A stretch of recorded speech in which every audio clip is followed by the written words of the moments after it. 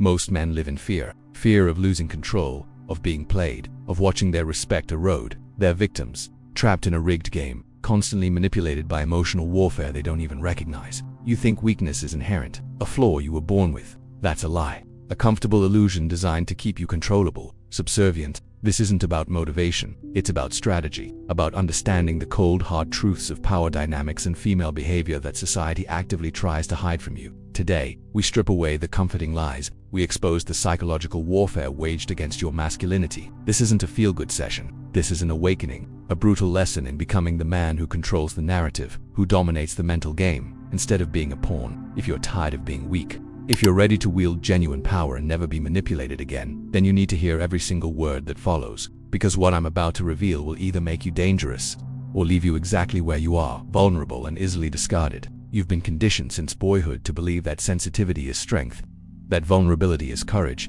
and that true power lies in yielding. This is a carefully constructed lie. Every single insecurity, every self-limiting belief you carry, wasn't born with you, it was installed. It's a psychological implant, designed to keep your emotional control perpetually fractured.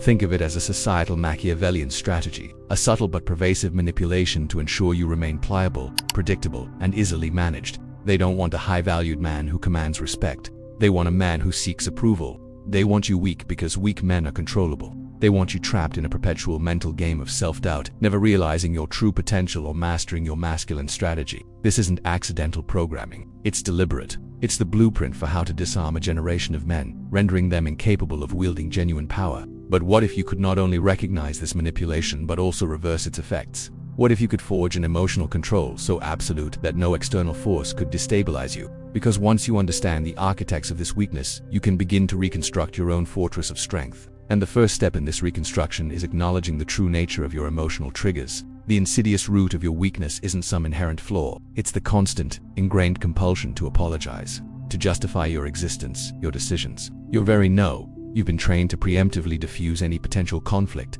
any perceived slight, by offering an explanation before it's even demanded. This isn't politeness. It's a surrender of your emotional control. Every unnecessary apology, every long-winded justification for setting a boundary, chips away at your intrinsic power. It tells the world, and more importantly, it tells yourself, that your actions require external validation, that your no is negotiable, that your masculine strategy is dependent on consensus. This constant seeking of approval is a sophisticated form of self-manipulation, a mental game designed to keep you small. A high-value man doesn't apologize for his boundaries. He enforces them. He doesn't explain his no, he states it. This isn't about arrogance. It's about claiming your sovereign territory, demanding respect through your assertiveness, not your appeasement. It's a Machiavellian truth. Power is rarely granted. It's taken, and the first step in taking it back is severing the umbilical cord of explanation. When you stop giving lengthy dissertations on why you won't do something, you reclaim your energy, your time, and your inherent value. But this reclamation extends far beyond mere verbal boundaries.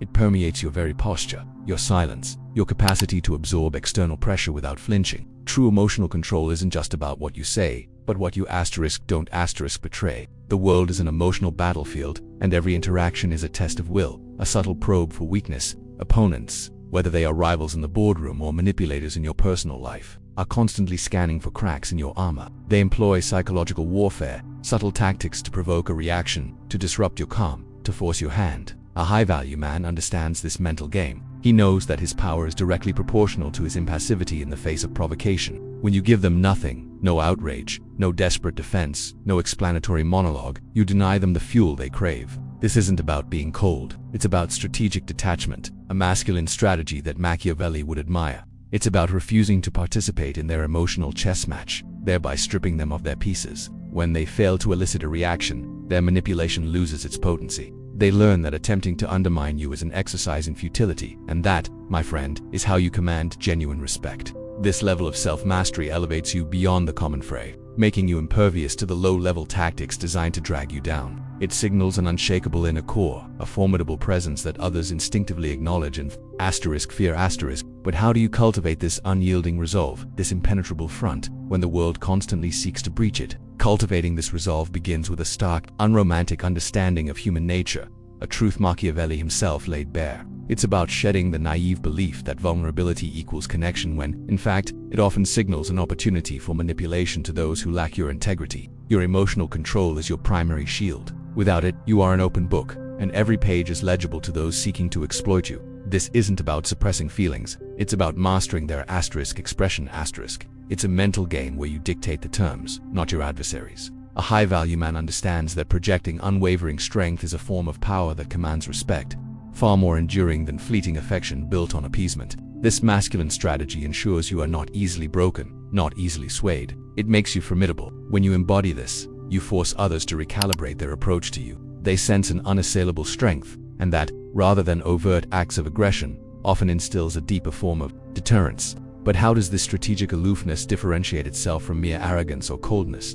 And why is that distinction crucial for true influence? The distinction is paramount. Arrogance stems from insecurity, a desperate attempt to compensate for perceived weakness. Coldness is often a shield for unaddressed pain or an inability to connect. Neither projects true power. Strategic aloofness, however, is a deliberate, conscious act of emotional control. It's a refusal to be overtly influenced, a deep understanding of Machiavelli's principles of human interaction, where vulnerability can be weaponized. A high-value man understands this isn't about being unfeeling, but about being unreadable. It's a core aspect of a robust masculine strategy, showing just enough to engage, but never enough to be fully exposed. This mental game creates an impenetrable front that commands respect, not resentment. It actively deters manipulation because your emotional landscape remains a fortified, private domain. This isn't pushing people away, it's drawing them in on your terms, forcing them to meet your elevated standard of engagement. But once you've established this formidable perimeter, how do you then selectively allow entry to those who genuinely deserve your time and energy without compromising your strategic advantage? The answer lies in understanding that selective entry isn't about lowering your guard, but about calibrated vulnerability. It's another layer of the mental game, an advanced form of emotional control where you dictate the terms of engagement with surgical precision. A high-value man doesn't open his gates indiscriminately. He assesses threats and opportunities, much like a seasoned general studies the battlefield. This isn't charity, it's strategy. You are not giving away your time. You are investing it. The respect you've cultivated through your impenetrable aura allows you to demand a higher standard from those seeking your attention. This masculine strategy involves testing the character and intent of others, discerning genuine connection from potential manipulation. You watch for consistency, for integrity, for actions that align with stated intentions. This Machiavelli-esque awareness of human nature teaches you that true power lies in understanding who is truly aligned with your ascent and who merely seeks to drain your resources. Your emotional control remains absolute. Even in moments of perceived openness, you offer glimpses, not full disclosures. This meticulous vetting process reinforces your high-value status and protects your energetic boundaries. But what happens when, despite your careful screening, a moment of vulnerability is exploited and you find yourself facing an unexpected attack? An unexpected attack, even after careful screening, is not a failure of your process, but a profound test of your power. This is precisely where true emotional control is not merely displayed, but forged in the crucible of conflict. A high-value man views such an event not as a setback, but as an opportunity to reveal the depth of his strategic prowess. It's a moment to recalibrate, to assess the enemy's true intent, and to respond with a precision that borders on psychological warfare. This isn't about reactive anger. It's a Machiavellian exercise in calculated consequence. Your counter-move must be dispassionate, designed to not only neutralize the threat, but to fundamentally redefine the aggressor's perception of your boundaries and your capacity for decisive action. Any attempt at manipulation, however subtle, must be met with an unequivocal demonstration that your respect is not a gift, but a commodity earned through integrity. And any attempt to exploit perceived vulnerability will be met with overwhelming strategic force. This masculine strategy asserts dominance not through aggression, but through an intelligent, unyielding display of strength. It's the ultimate mental game, affirming your high-value status to all observers. But what of the more insidious forms of resistance? The quiet subversions and passive aggression that don't manifest as outright attacks. The insidious forms of resistance, the quiet subversions and passive aggression, are not less dangerous. They are merely more subtle tests of your emotional control. This is the realm of the silent assassin, where direct confrontation is avoided, but the intent to undermine your power remains. A high-value man recognizes these maneuvers as a sophisticated mental game, a low-grade manipulation designed to erode your boundaries and test your resolve without leaving a clear trail of aggression. Here, your cold inner core becomes an impenetrable shield. You don't react to the veiled slight or the deliberate omission if you calculate its intent. This demands a Machiavellian understanding of human nature, a capacity to see the hidden chess moves beneath the surface politeness. Your masculine strategy in this scenario is not to engage in the petty back and forth, but to subtly yet unequivocally reassert your position. It's about making it demonstrably clear that your respect is not a given, and that attempts at such manipulation will not yield the desired result. Your response, devoid of emotion, becomes a silent lesson in futility for the aggressor. This quiet refusal to be drawn into their game affirms your unshakable power, broadcasting to all involved that your emotional landscape is not for public consumption. But what happens when the challenge shifts from external resistance to internal doubt, to the whispers of your own limitations? This is where the ultimate test of emotional control unfolds. A psychological warfare waged within the confines of your own mind. The enemy is no longer external, but an internal projection of your deepest attachments to comfort, to a fixed identity, to the ephemeral approval of others. This self-inflicted manipulation, a complex mental game, aims to undermine your resolve from within. A high-value man recognizes this as a critical moment where his inner power is truly forged. Your masculine strategy here is not to suppress the doubt, but to observe it with dispassionate clarity, much like a general studying the enemy's formation. It's a Machiavellian understanding of your own psyche, an awareness that this internal saboteur thrives on your emotional investment. Releasing the attachment to these limiting beliefs and the need for constant validation is the true path to unshakable power. Earning a profound respect from yourself first, but what about when this internal battle is exacerbated by the very people you allow into your closest circle? This is a crucible, a true test of your strategic resolve. Your inner circle, those you've granted access to your vulnerabilities, can become the most insidious agents of your stagnation. Their comfort with your current state, their unconscious fear of your ascent, translates into a subtle yet potent form of manipulation. They may not overtly sabotage, but their doubts, their subtle critiques, their attempts to tether you to a past version of yourself, are precisely the kind of emotional chains you must sever. A high-value man understands that even affection can be a gilded cage if it obstructs his path to power. This demands a Machiavellian analysis of every relationship.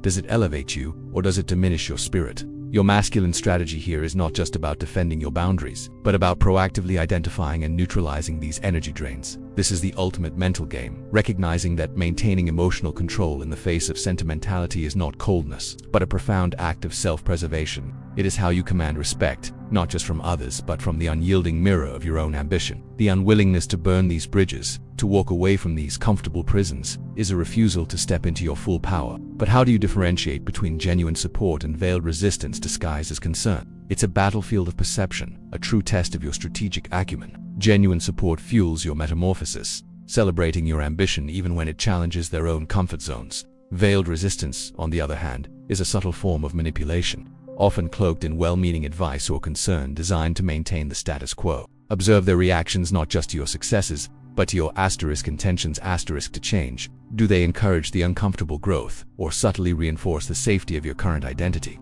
Do they try to tether you to your past image? This requires an almost Machiavellian level of discernment, seeing beyond the superficial to the underlying currents of self-interest or fear that drive their actions. Your emotional control becomes your paramount weapon here, preventing their anxieties from becoming your chains. A high-value man understands that this is a critical mental game, where the stakes are your future power and your capacity to command respect. To truly reinvent yourself, you must sever these psychic tethers. This masculine strategy demands ruthless honesty about who and what genuinely contributes to your ascent. The ultimate respect you can show yourself is to defend your evolutionary path from any form of sabotage, however unintentional. But once you've identified these barriers to your power, once you've unmasked the manipulation, what then is your next move on this chessboard of life? The answer isn't always overt confrontation, but often a masterful application of strategic detachment. The dangerous man doesn't waste energy trying to convince or convert those who seek to tether him. He understands the profound power in withdrawing access. This is where your honed emotional control becomes paramount.